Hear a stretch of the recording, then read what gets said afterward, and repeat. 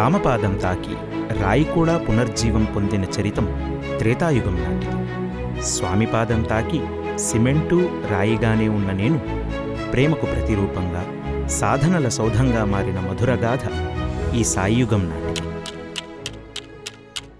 కాలం, ఆ కాలాతీతుని చేతిలో ఒక ఆటబొమ్మ.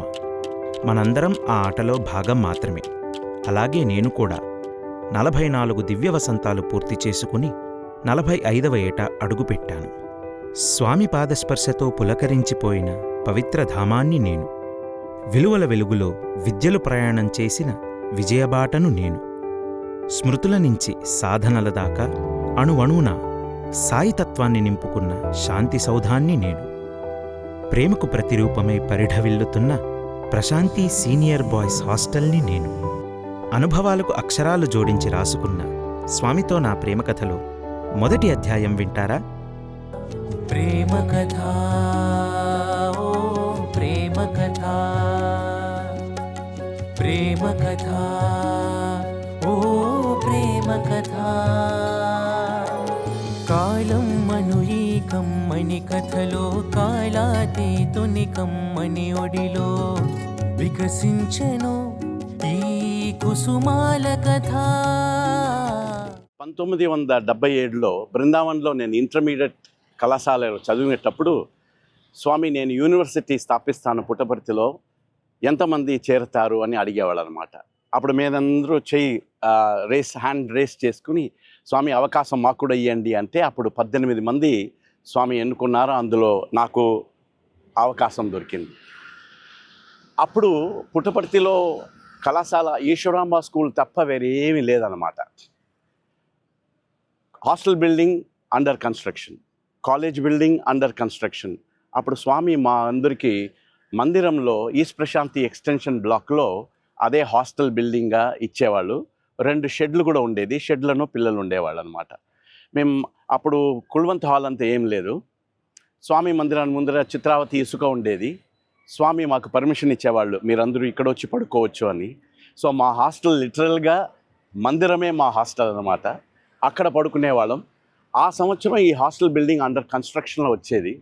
స్వామి వారానికి 3 సార్లు 4 సార్లు ప్రతిసారి ఇక్కడికి వచ్చి ఈ కన్స్ట్రక్షన్ ఎలా జరుగుతుంది, ఎలా ఉండాలి అని స్వామి పర్సనల్గా మానిటర్ చేసేవాళ్ళు అనమాట.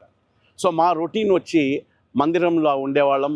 క్యాంటీన్లో మాకు భోజనం అప్పుడు స్వామి 65 రూపాయలకి మంత్లీ మెస్ బిల్ అనమాట మాది. 65 రూపాయలకి మేము స్టార్ట్ చేసామన్నమాట. మందిరంలో పడుకునేవాళ్ళం. హోల్ డే మందిరంలోనే ఉండేవాళ్ళం. పొద్దున అక్కడ ఉండేవాళ్ళం. పొద్దున స్వామి దర్శనం అయిన తర్వాత అందరూ లైన్లో కాలేజీకి వచ్చేవాళ్ళం. అప్పుడు కాలేజ్ బిల్డింగ్ లేదు కాబట్టి ఈశ్వరాంబ స్కూల్ ఫస్ట్ ఫ్లోర్లో కాలేజు, గ్రౌండ్ ఫ్లోర్లో ఈశ్వరాంబ హై స్కూల్ అనమాట. సో ఇలా మా రొటీన్ జరిగేది. పొద్దున ఓంకారం సుప్రభాతం మందిరంలో, రోజు నగర సంకీర్తన మందిరంలో, స్వామి దర్శనము, బ్రేక్ఫాస్టు ఇక్కడికి ఈశ్వరాంబ స్కూల్ కాలేజీకి వచ్చి మళ్ళీ సాయంత్రం దర్శనము, ఇలా జరిగేదన్నమాట. ఒకరోజు క్లాస్లో ఉన్నప్పుడు వార్డెన్ గారు పిలిచి, స్వామి పిలుస్తున్నారు, మనం తొందరగా వెళ్ళి హాస్టల్ అరేంజ్ చేయాలి, ఈరోజు స్వామి వచ్చి పాలు కాచుతానని చెప్పారు. అంటే హౌస్ వార్మింగ్ సెరమనీ లాగా. సరే అని అప్పుడు నేను, వార్డెన్ గారు, ఇంకా 2 పిల్లలు వచ్చాము. ఆ పరిస్థితిలో ఇక్కడ కొట్లు ఏమి ఉండేది లేదు. గిరిజామా స్టోర్స్ అని ఒకే ఒక షాప్ ఉండేది. అక్కడికి వెళ్ళి కెరోసిన్ స్టవ్ అది కొనుక్కొని, ఒక బాటిల్లో కెరోసిన్ కొనుక్కొని, 2 పాత్రలు కొనుక్కొని, ఒక ప్యాకెట్ పాలు ఇవి తీసుకుని వచ్చి హాస్టల్లో రెడీ చేసామన్నమాట. అప్పుడు స్వామి ఇక్కడికి వచ్చేటప్పుడు గెస్ట్గా మన చీఫ్ మినిస్టర్ చెన్నారెడ్డి గారిని పిలుచుకొచ్చారు. ఆ చెన్నారెడ్డి గారు ఇక్కడికి వచ్చినప్పుడు ఆయనకి ఆరోగ్యం వేరే ఆ రోజు సరిలేదన్నమాట. స్వామి ఆ స్టవ్ని వెలిగించి ఆ పాలు కాచిన తర్వాత, పాలు పొంగిన తర్వాత ఆ చెన్నారెడ్డి గారికి 3 ట్యాబ్లెట్లు సృష్టించి, నీకు ఆరోగ్యం బాలే, హై ఫీవరు అని ఆ పాలు తనే చల్లారించి ఒక గ్లాసులో ఇచ్చారనమాట. అది ఫస్ట్ ఈ హాస్టల్లో హౌస్ వార్మింగ్ సెరమనీ, గృహప్రవేశం లాగా స్వామి చేశారు. పిల్లలందరూ అప్పుడు క్లాస్లో ఉన్నారు. మేము కొంతమందే ఇక్కడ ఉన్నాం. కరెక్ట్గా స్వామి క్రిస్మస్ రోజున మాకి ఇక్కడికి రావడానికి క్లియరెన్స్ ఇచ్చారనమాట. కానీ స్వామి ఎప్పుడు తన పిల్లలకి ఏది చేసినా పర్ఫెక్ట్గా చేసేవాళ్ళు. మేము ఇక్కడ రావడానికి ముందర ఏ సదుపాయం లేదు. అప్పుడు వరల్డ్ కాన్ఫరెన్స్ ఉండేదన్నమాట. అప్పుడు సెక్రటరీకి స్వామి ఏం చెప్పారంటే, ఈ ఫారిన్ డివోటీస్ అంతా వస్తారు కదా, ఇది కొత్త బంగళో, కొత్త బిల్డింగు, వాళ్ళకంతా ఆ డెలిగేట్స్కి అందరికీ అకామిడేషన్ ఈ బిల్డింగ్లో ఇవ్వండి, కొత్త హాస్టల్ ఇవ్వండి అన్నారు. ఈ డెలిగేట్స్ వస్తున్నారు అనడానికి స్వామి ఇటాలియన్ నుంచి అన్ని ఎక్విప్మెంట్స్ తెప్పించారనమాట. స్టవ్ దగ్గర నుంచి ఫ్రిడ్జ్లు, డైనింగ్ టేబుల్ అన్నీ తీసుకొచ్చి అన్ని సదుపాయాలు, ఎందుకంటే ఫారిన్ డివోటీస్ వస్తున్నారు, అనుకూలంగా ఉండాలని. సో అన్ని ఏర్పాట్లు చేసి ఫస్ట్ ఇక్కడ ఫారిన్ డివోటీస్ డెలిగేట్స్ ఉన్నారనమాట. కాన్ఫరెన్స్ అయింది, అందరూ వెళ్ళిన తర్వాత ఇప్పుడు హాస్టల్ బిల్డింగ్ రెడీ అనమాట. కిచెన్ రెడీ, అన్ని సదుపాయాలు రెడీగా ఉంది. అప్పుడు క్రిస్మస్ రోజున స్వామి మీరందరూ ఇక్కడికి వెళ్ళండి, షిఫ్ట్ చేయండి అని చెప్పి ఆ క్రిస్మస్ రోజున స్వామి ఇక్కడికి వచ్చారు. రిబ్బన్ కట్ చేశారు. మేము స్వామిని పిలుచుకొచ్చాము లోపలికి. స్వామికి ఒక జూలా పెట్టాము. స్వామి డిసైడ్ చేస్తారు మాకు మెను ఏమేమి చేయాలి అని. అన్నీ స్వామి. అందుకనే స్వామి అంటారు, మీ ఒక్క తల్లి ప్రేమనే మీరు అర్థం చేసుకోలేరు, నాది 1000 తల్లుల ప్రేమ అని అంటారు. అది ముమ్మాటికి నిజం అన్నమాట. అంత బాగా పిల్లల్ని చూసుకునేవాళ్ళు. ప్రతిసారి స్వామి హాస్టల్లో వచ్చి ఈ ప్రతి ఫ్లోర్ స్వామి నడిచిన బిల్డింగ్ అన్నమాట ఇది. స్వామి అన్ని రూమ్స్కి వెళ్ళేవాళ్ళు, చూసేవాళ్ళు, అన్ని పరిస్థితులు సరిగా ఉన్నాయా అని కనుక్కునేవాళ్ళు.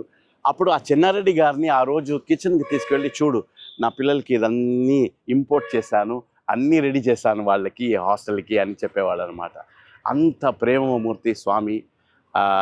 నిజంగా స్వామిలాగా పిల్లల కోసం అంత టైం, అంత ఎనర్జీ, అంత ఒక ఆప్యాయత ఎక్కడను మనం చూడలేము, అనుభవించలేము అనమాట. అలాగా ఈ బిల్డింగ్ మేము ఉన్నప్పుడు ఫ్యాన్లు లేవు. ఈ బిల్డింగ్ కొత్తదనమాట. పక్కన చుట్టుపక్కల ఏ బిల్డింగ్ ఉండేది కాదు.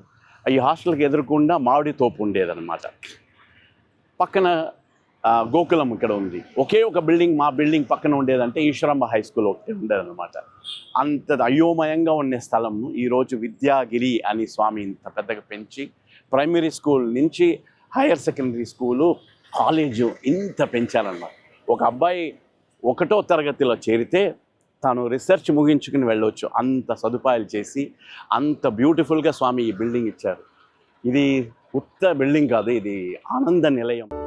అలా స్వామి తన పిల్లలే తన ప్రాపర్టీ అని భావించి వారి కోసం నన్ను ఒక నందనవనంలా నిర్మించారు. అయితే సరిగమ కందని స్వరజతిలో, పదముల కందని పలుకులలో కొనసాగెను ఈ కమనీయ కథ.